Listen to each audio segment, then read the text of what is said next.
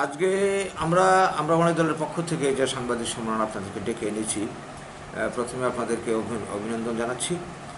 তার প্রধান কারণ হলো, আপনারা সবাই জানেন যে গত 25শে জুন এডিসি অধিবেশনে গ্রেটার তিপ্রালিন বিল পাশ হয়ে গেল।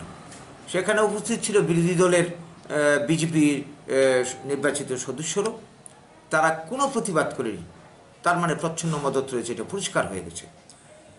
তো আমরা সবাই জানি যে এই গ্রেটার তিপ্রালিন বিল আগামী দিনে আইনে রূপান্তরিত হলে এটা ত্রিপুরার বাঙালিদের তো চরম সর্বনাশ করবে সমস্ত দিক থেকে। ভূমির অধিকার, ব্যবসা বাণিজ্যের অধিকার, চাকরির অধিকার এমনিতেই এডিসিতে নেই।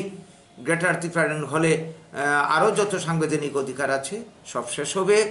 নাগাল্যান্ডের ধাঁচে আমাদের যেটা ধারণা, আশঙ্কা, এরা সর্বময় কর্তৃত্ব ওদের হাতে নিয়ে নেবে।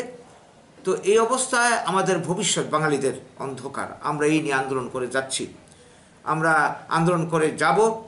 আমরা এই নিয়ে আমরা বাঙালি বাদে আর অন্য কোনো দলের কিন্তু কোনো প্রতিক্রিয়ার দিন আমরা কোনো লক্ষ্য করিনি। গত মঙ্গলবার দিন দেখা গেল যে ত্রিপুরার প্রধান বিরোধী দল সিপিআইএমের সাধারণ সম্পাদক একটা বক্তব্য রেখেছেন। তিনি বলেছেন যে যেটা আমরা এখন লক্ষ্য করছি যে এডিসি হওয়ার আগে বা এডিসি ষষ্ঠ তফসিল যাতে ত্রিপুরাতে লাগু হতে পারে, তার জন্যে ত্রিপুরাতে 80 জুনে গণহত্যা ঘটানো হয়েছিল। এই গণহত্যার পেছনে কাদের কালো হাত চক্রান্ত কাজ করছে আমরা সেদিন দাবি করেছিলাম, আজও দাবি করে যাচ্ছি। কিন্তু তখন ক্ষমতা ছিল বামফ্রন্ট, নৃপেনবাবু মুখ্যমন্ত্রী, তিনি বলেছিলেন যতদিন সিপিএম থাকবে ততদিন এই তদন্ত কমিশন হবে না। তার মানেটা কি? তদন্ত কমিশনের পেছনে সিপিএম দলেরও হাত রয়েছে, অন্যদেরও হাত রয়েছে, এই তথ্য সামনে আসবে। তাই তারা এই কাজটা করেনি। এখন ওই গত পরশুদিন যে সাংবাদিক সম্মেলন করে গৌতম দাস মহোদয় সাধারণ সম্পাদক বললেন যে এই ঘটনার পেছনে 80 জনের গণহত্যার পেছনে মানে কি বলবো, মহারানী বিভু কুমারী দেবী, যিনি প্রদ্যুৎ বাবুর মাতা, তার নাকি উস্কানি আছে, ছিল। তো আমাদের বক্তব্য, এত বছর পরে কেন তিনি কথাটা উত্থাপন করলেন এই গ্রেটার তিপ্রালিন ইস্যুকে সামনে রেখে? এটা কি এখন পাহাড় থেকে সিপিআইএম দল একটা আসনও এবার পায়নি এডিসি নির্বাচনে, পাহাড় থেকে মুছে গেছে? যেটা এতদিন সিপিআইএম দলের ভিত ছিল, রাজনীতির ভিত ছিল, এখন তাদেরকে রাজনীতি করতে গেলে বুঝে গেছে সমতলের মানুষের উপর, বাঙালিদের উপর নির্ভর করতে হবে।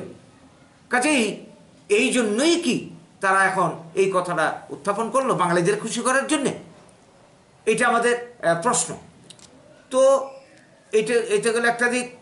দ্বিতীয় কথা হচ্ছে, আমরা লক্ষ্য করছি এখন এই মথা পার্টি এই গ্রেটার তিপ্রালিন বিল পাশ করার পরপরই সারা রাজ্য জুড়ে মানে কি বলবো, হিংসাত্মক আন্দোলনে জড়িয়ে পড়ছে, বিভিন্ন উস্কানিমূলক বক্তব্য দিতে শুরু করেছে। যেটা আমরা লক্ষ্য করেছিলাম 80 জনের গণহত্যার আগেও যে ঘটনাটা ঘটেছিল, গতকালকেও খুমলুঙে এ ধরনের একটা জনসভা গেছে। সর্বত্র এর থেকে আমাদের আশঙ্কা, আবারও কি 80 জনের গণহত্যার মতন একটা পরিবেশ এর যে তৈরি হতে চলছে? সরকার নীরব কেন? সরকার কেন কোনো অ্যাকশন নিচ্ছে না এত এত ঘটনার পর, এই ধরনের উস্কানিমূলক বক্তব্যের পর? তাই আমরা আজকের এই সাংবাদিক সম্মেলনের মাধ্যমে এই ব্যাপারটা তুলে আনতে চাইছি। আমরা রাজ্য সরকারের দৃষ্টি আকর্ষণ করছি যে 80 জনের গণহত্যার পরিবেশ যাতে আর তৈরি হতে না দেওয়া হয় ত্রিপুরাতে। অ্যাডভান্স ব্যবস্থা যা নেওয়ার নিরাপত্তামূলক সরকার যাতে গ্রহণ করে। সাথে সাথে যারা এই রাজ্যের মানুষ, পাবলিক জনসাধারণ আমরা যারা রয়েছি, আমরা কোনো অবস্থাতে এই ধরনের উস্কানিতে ফাঁদে পা দেব না। এই ব্যাপারে সবাইকে সজাগ সতর্ক থাকতে হবে, এটাও আমাদের আবেদন রাজ্যবাসীর প্রতি। সেই সঙ্গে আরেকটা কথা বলতে চাই, আজকে আমরা লক্ষ্য করছি এরা উস্কানি দিচ্ছে, বিশেষ করে বাঙালিকে টার্গেট করে, যে এরা মানে যে কোনোভাবে গ্রেটার তিপ্রালিন কার্যকরী করবে এবং দরকারে যা করার তা করবে। আমরা পরিষ্কার জানিয়ে দিতে চাই, বাঙালিকে শেষ করার জন্যে, বাঙালির অস্তিত্ব অধিকার ধ্বংস করার জন্যে অতীতে যারা আমাদের সর্বনাশ করেছে, এখনও যারা চক্রান্ত করছে, আমরা অতীত থেকে শিক্ষা নিয়ে আমরা মানে তাদেরকে জানিয়ে দিতে চাই, বাঙালি এই ধরনের হুমকির কাছে কোনোদিন মাথা নত অতীতও করেনি, এখনও করছে না, ভবিষ্যতও করবে না।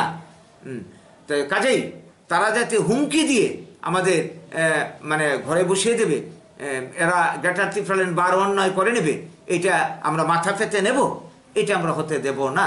এই রাজ্যের মানুষকে সঙ্গে নিয়ে, বাঙালিদের এবং যারা গণতন্ত্র প্রিয় সবাইকে সঙ্গে নিয়ে আমরা ঐক্যবদ্ধ প্রতিরোধ আন্দোলন গণতান্ত্রিক উপায়ে গড়ে তুলব। এর জন্য সবাই যাতে মানসিকভাবে এগিয়ে আসে তার আবেদন আহ্বান রাখবো। এর জন্যই আজকে আপনাদেরকে আমরা ডেকে এনেছি সাংবাদিক সম্মেলনের আয়োজন আমাদের।